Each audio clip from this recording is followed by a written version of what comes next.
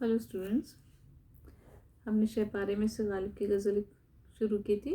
BA first year के निसाब में शहपारे के अंदर जो गालिब की गज़लें शामिल हैं उनमें से हमने गुज़िश्ता वीडियो में पहली गज़ल कंप्लीट कर ली है। अब हम उनकी दूसरी गज़ल पढ़ने की कोशिश करते हैं, मुतालिया करते हैं। हम दूसरी गज़ल का तशरीह समझने की कोशिश करते हैं। देखो, गालिब की गज़लों को समझने के लिए ये ज़रूरी है कि हम उसे बार बार पढ़ें, क्योंकि गालिब जो हैं वो बहुत गहरी बातें करते हैं गज़लों के अंदर, और ज़्यादातर उनके यहाँ फ़लसफ़े हयात, ज़िंदगी का फ़लसफ़ा जो है वो उनकी गज़लों के अंदर मौजूद है। तो हम जितनी मर्तबा उसे पढ़ेंगे हमें नई नई बातें समझ में आएंगी, और हो सकता है कि पहली मर्तबा आपको गालिब की गज़ल या गालिब के अशार समझ में नहीं आए, लेकिन उन्हें बार बार उन्हें पढ़िए और जो हम समझा रहे हैं उन्हें समझने की कोशिश कीजिए। एक लुगत अपने पास रखिए, यानी डिक्शनरी रखिए अपने पास, और उस डिक्शनरी की मदद से अल्फाज के मीनिंग भी समझिए, और हम जो बता रहे हैं वो मीनिंग भी याद करने की कोशिश कीजिए और उसकी तशरीह भी समझने की कोशिश कीजिए।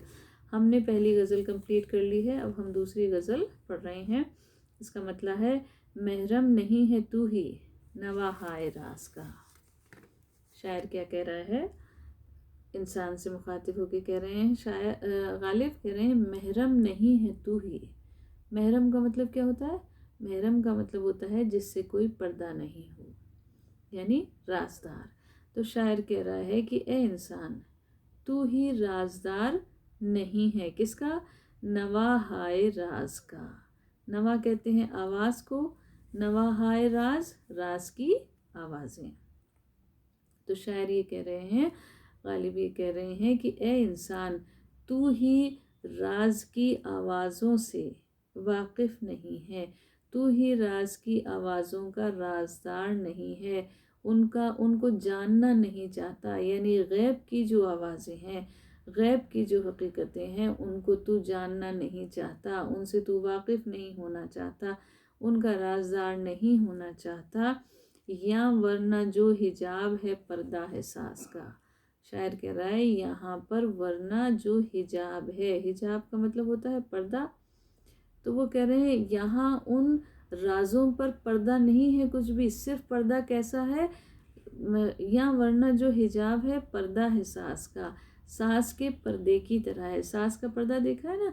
सास का पर्दा क्या होता है कि जैसे ही हम उसको उंगलियों से छेड़ते हैं, साज में से सुर निकल ही आते हैं। तो कोई छुपा हुआ थोड़ी सुर होता, सुर उसके अंदर छुपे हुए हैं, सिर्फ एक छेड़ने की ज़रूरत पड़ती है, उंगली से उसे ऐसे छेड़ने की ज़रूरत पड़ती है। तो जब हम उसे छेड़ते हैं तो क्या होता है? सुर निकलने लगते हैं, यानी उसकी जो हकीकतें हैं वो ज़ाहिर होने लगती हैं। तो शायर यही बात कह रहा है कि इस दुनिया के अंदर हकीकतें बिखरी हुई हैं, चारों तरफ राज जो हैं वो कहीं भी छुपे हुए नहीं हैं, कायनात की जो हकीकतें हैं वो सामने हैं। ए इंसान, तू ही उन्हें देखना समझना नहीं चाहता, तू ही उनसे वाकिफ़ होना नहीं चाहता, तू ही उनका राजदार होना नहीं चाहता। यानी हम खुद हकीकतों से दूर हैं, वरना कायनात के अंदर तो सब कुछ खुला हुआ है, साफ है, सामने है, हमारे सारी हकीकतें हमारे सामने हैं। ये तो इंसान की कमज़ोरी है कि वो उसे समझने की कोशिश नहीं करता।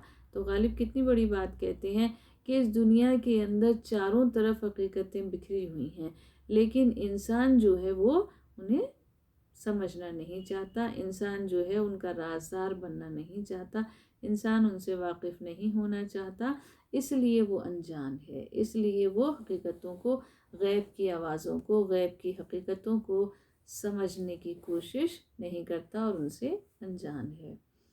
रंगे शिकस्ता सुबह बहारे नज़ारा है।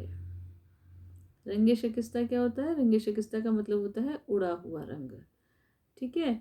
सुबह बहारे नज़ारा, बहार की सुबह का नज़ारा। बहार की सुबह क्या है?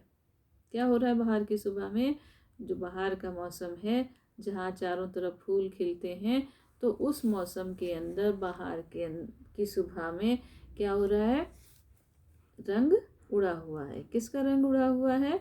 देखो अगले वाले मिसरे के अंदर पहले हम समझने की कोशिश करते हैं। शायर कह रहा है ये वक्त है शगुफ्तने गुलहाए नाज का।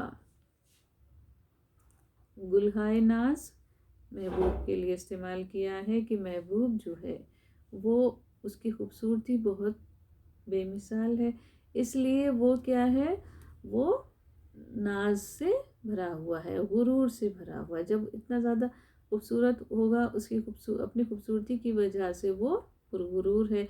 तो वो कह रहे हैं कि महबूब जो है उसके खिलने का वक्त है, उसकी खूबसूरती बिखेरने का वक्त है, यानी वो अपनी खूबसूरती का जलवा दिखाए। ये वक्त है कब?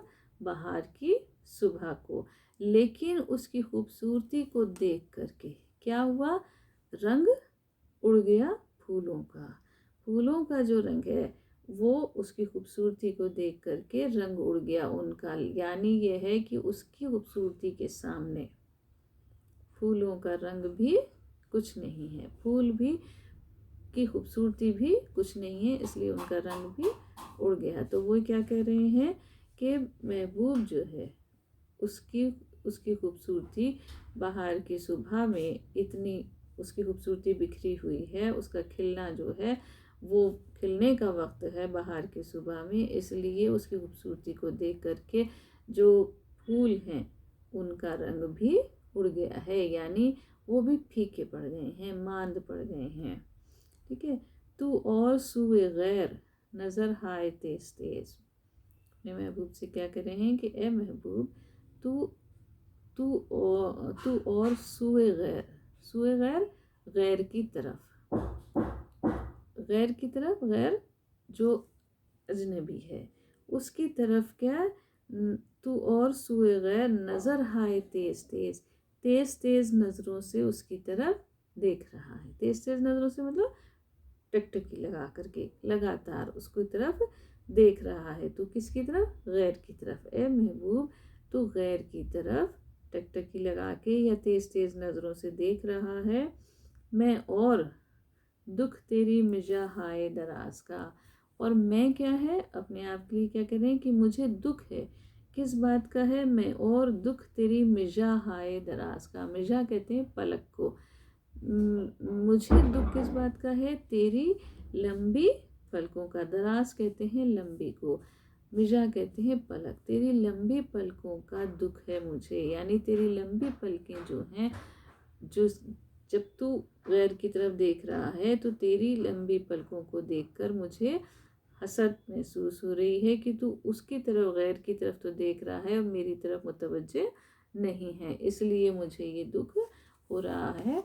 तो वो कह रहे हैं कि ए महबूब तू गैर की तरफ तेज तेज नज़रों से देख रहा है और मैं जो है मेरे दिल में वो तेरी जो लंबी पलकें हैं, दराज पलकें हैं, वो गड़ी जा रही हैं, यानी मुझे दुख हो रहा है, हसद हो रही है कि तू उसकी तरफ तो देख रहा है और तू मुझे नहीं देखता, मेरी तरफ मुतवज्जे नहीं है।